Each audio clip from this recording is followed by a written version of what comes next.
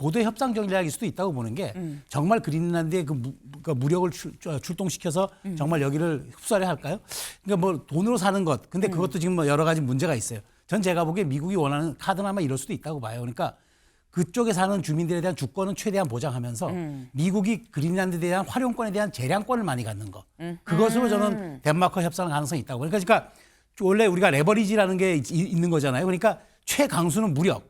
그다음에 이제 말하자면 현실적인 카드는 네. 매입. 근데 이 두 가지 어느 것도 사실은 쉬운 선택지는 아니잖아요. 그쵸. 그럼 가운데 선택지가 뭐냐면 주권을 보장할게. 대신 우리의 재량권을 줘. 물론 뭐 덴마크라고 하는 그 산하에 있는 자치국가이기 때문에 직접 공격하는 일은 아마도 없을 거라고 다들 예상을 합니다. 네. 그럼에도 불구하고 소위 군사력 투시를 갖다가 암시를 하고 또 그걸 공공연히 언급한다라고 하는 것은 이제까지 지켜왔던 그 세계 질서에 완전히 반하는 행동이거든요. 근데 그런 얘기를 할 수 있는 거는 이미 통상 질서는 완전히 바꿨어요. 네. 다 25% 세금 내, 관세 내 이렇게 해가지고 한번 바꿨고 이제는 안보 질서마저도 국제 안보 질서마저도 네. 철저하게 국익 중심의 어떤 다극 체제로 이제 전환되는 거 아니냐. 조금 전 오전 7시가 좀 넘어서 갑자기 들어온 이 속보예요. 뭐냐? 트럼프 대통령이 무려 66개의 국제기구를 모조리 다 탈퇴를 했다라는 소식입니다. 어떻게 알았느냐? 직접 이 공식 계정에, 이 백악관 공식 계정에 이런 글이 올라왔습니다. 아메리카 퍼스트, 미국 우선주의라고 하면서 뭐라고 얘기를 했느냐? 트럼프 대통령, 미국의 이익을 대변하지 않는 UN, 그리고 UN의 산하기관 등 66개 국제기구 탈퇴에 서명을 했습니다. 라는 글이 올라왔습니다. 네. 이게 참 무슨 일인가 싶어요, 최수영 위원님. 네. 사실 안 그래도 그린란드, 콜롬비아, 쿠바 얘기하면서 막 여기저기 다 좀 찝적찝적이 있긴 있었거든요. 근데 이제 국제기구를 탈퇴했다. 이건 조금 좀 느낌이 쎄합니다. 글쎄요, 저도 사실 그 충격적인 뉴스는 맞아요. 왜냐하면 네. 과거에 이제 뭐 트럼프 대통령이 유엔 기후 변화 협약 뭐 이렇게 조약 같은 건 탈퇴한 경우가 있어요. 그건 네. 뭐 우리가 여기 안 하겠다 해서 그때 파리에서 열렸던 그때 기후 회의에도 이제 뭐 불참하고 뭐 이런 그렇죠. 이제 그런 과정들이 있어서 뭐 이런 건 뭐 그때도 사실 충격이었는데 그래도 뭐 그런 까지 이해되지만 실제 유엔 산하 공식 기구들에 대한 지원을 전면 중단하겠다. 물론 이제 WHO 같은 경우는 이미 이제 약간 그 벌써 기시행된 그런 측면이 있는데 이렇게 66개나 되는 거면 사실상 유엔 산하 기구의 거의 전면적인 건데 이게 유엔이 어떤 기구냐면은 이게 미국이 만든 거였어요.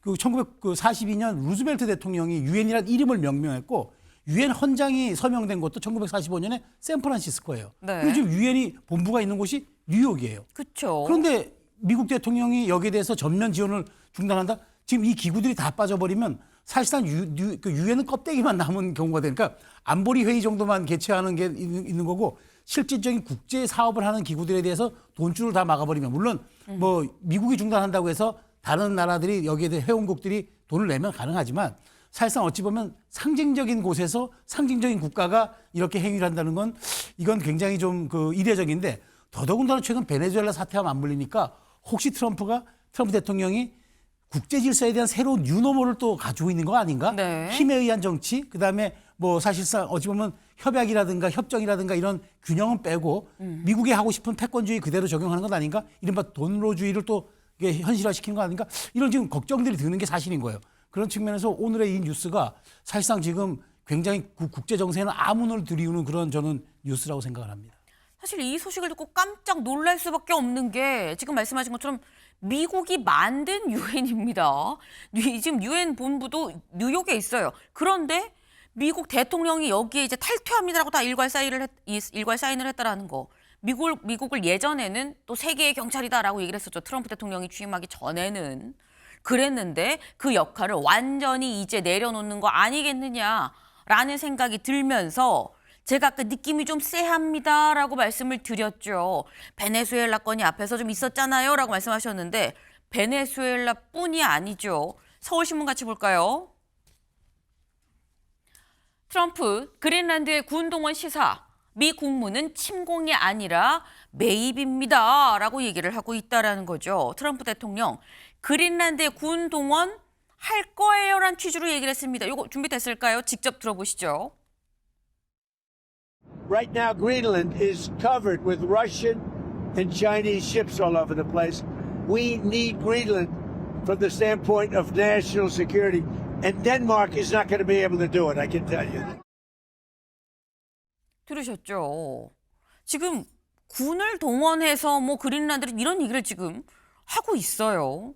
근데 이걸 보면 박창환 교수님, 이거 공격 들어가는 거 아니야? 라는 생각이 드는 거거든요. 네, 뭐 그린란드는 결국은 그래도 우방국 아닙니까? 네. 우방국이고 그런데 그 우방국을 갖다가 군사적으로 침공할 수 있다라고 밝힌 거는 사실은 미국이 이제까지 2차 세계대전 이후에 세계 경찰 국가를 자임했고 그쵸. 그것의 어떤 자유와 민주주의를 수호하는 국가 역할로서 유엔이라고 하는 기구를 통해서 세계를 내짐을 하고 있었는데 이제는 그 세계 경찰 국가의 어떤 그 왕관에 걸맞는 의무, 최신, 명예 이거 다 버린 거 아니냐. 그냥 앞으로 내 국익에 반대하면 나 거기 돈도 안 내고 참여도 안 할 거야 라고 하는 그런 선언이기 때문에 이제는 세계 경찰 국가가 아니라 그냥 제1의 패권 국가 뭐 우리가 흔히 과거에 얘기했던 제국주의 국가 네. 그 본연의 모습을 드러내는 거 아니겠느냐.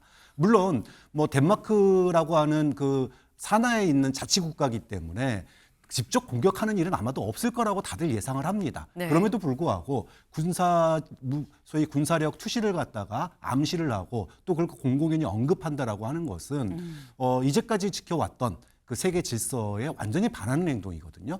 근데 그런 얘기를 할 수 있는 거는 이미 통상 질서를 완전히 바꿨어요. 네. 다 25% 세금 내, 관세 내 이렇게 해가지고 한번 바꿨고 이제는 안보 질서마저도 국제 안보 질서마저도 네. 철저하게 국익 중심의 어떤 다극 체제로 이제 전환되는 거 아니냐.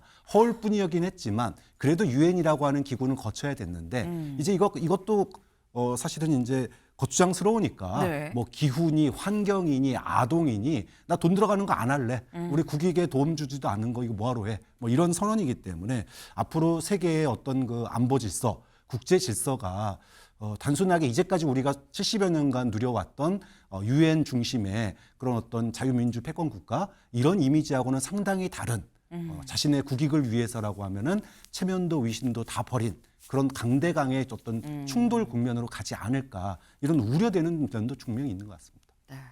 지금 결국 강대강, 그냥 힘의 논리로 지금 제국주의 시대 그때로 다시 회귀하는 걸 수도 있다라고 말씀을 지금 하셨어요. 네.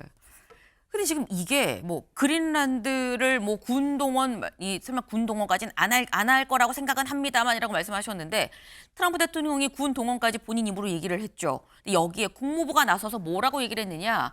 침공 아니에요라고 해명을 했어요. 침공이 아니라 우리가 사겠다는 겁니다. 매입하려고 하는 거예요. 그래서 조만간 덴마크랑 만나기로 했어요. 라고 밝혔습니다. 덴마크랑 만나서 이거 우리 협상을 좀 시작해 봅시다. 얼마면 돼? 라는 얘기를 시작을 하겠다라는 건데 상식선으로 임 변호사님 덴마크가 팔려고 하겠느냐라는 거예요. 그럼 덴마크가 안 팔아서 실제 만약에 침공으로 들어간다고 하면 예전에는 안보리를 기점으로 해서 국제사회가 좀 뭉치는 게 있었는데 탈퇴를 했거든요. 뭐 어떻게 되는 겁니까? 이거 사실 굉장히 큰 문제입니다. 그쵸? 지금 시대가 어느 때인데 네. 한 나라의 땅을 내가 돈을 주고 사겠다라고 언급하는 거 이 자체가 국제법적으로 가능한가부터 저는 일단 의문이 듭니다. 현저하게 부당한 거래는 원래 이루어질 수 없도록 사는 거 자체가 사실 불가할 수 있다 법적으로. 그렇죠.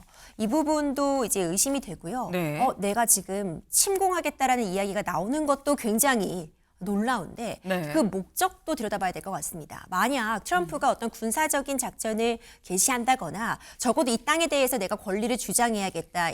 미국에서 돈을 들여 사겠다라고 할 때 명분이 있어야 되는데요. 네. 사실 그린란드에 왜 트럼프가 눈독 들이는지는 다 알고 있습니다.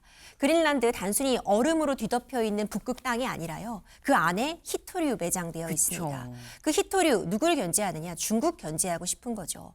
그리고 굉장히 중요한 길목입니다. 러시아가 다른 나라로 나갈 수 있는 굉장히 중요한 길목도 되기 때문에 군사적으로 경제적으로 미국에게 도움이 돼서 지금 침공을 하든 내가 네. 이걸 사고 싶든 이런 이야기를 하는 건데 국제법적으로 보자면 이것은 명분이 합당하지 않다라고 보여지고 실제로 돈을 아무리 준다고 해도 사는 것이 가능할 것인가 이런 계약 자체를 유효하다고 볼 수 있을 것인가 의문이 남습니다. 네.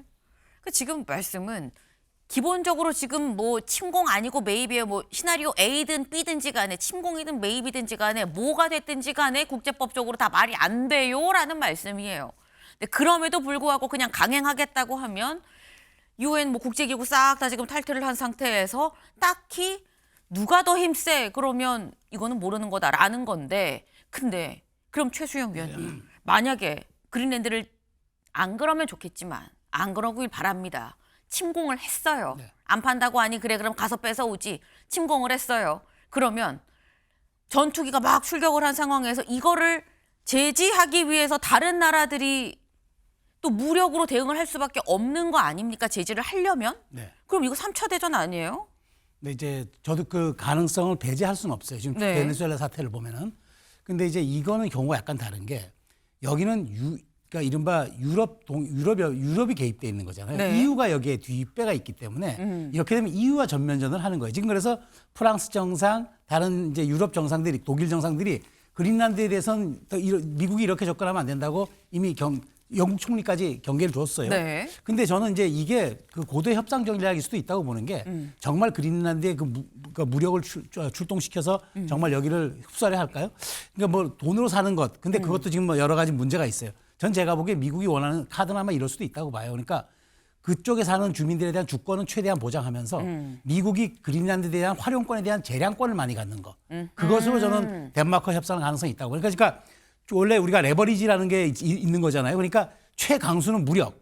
그다음에 이제 말하자면 현실적인 카드는 네. 매입. 근데 이 두 가지 어느 것도 사실은 쉬운 선택지는 아니잖아요. 그쵸. 그럼 가운데 선택지가 뭐냐면 주권을 보장할게. 대신 우리의 재량권을 줘. 그럼 우리가 여기에 대해서 활용하고 그다음에 남는 이익은 일부는 내가 너희들 나라에 보상해 줄게. 라는 카드가 저는 가장 현실적인데 그걸 염두에 두고 이렇게 극과 극의 레버리지를 국무부는 매입, 그다음에 트럼프 대통령은 전쟁, 중간의 선택지는 우리에게 재량권을 줘.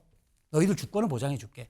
아마 저는 그 선택지가 가장 그 현실적인 카드라고 봐요. 근데 이렇게 지금 강원 양면을 냉온탕을 네. 오고 가면서 압박을 해줘야 중간 선택지가 굉장히 좋은 걸로 비춰지게 마련이거든요. 네. 덴마크나 유럽 입장에서는 이거 굉장히 저렴하네, 효율적이야. 그러면서 해줄 수가 있어요. 지금 이런 상황이라면은 네. 저는 그거를 지금 트럼프 대통령이 노린 이른바 블러핑에 워낙 강한 그런 정치가이기 때문에 저는 그 카드가 저는 가장 현실적이고 또 그걸 노림수를 두고 한 거라고 봅니다.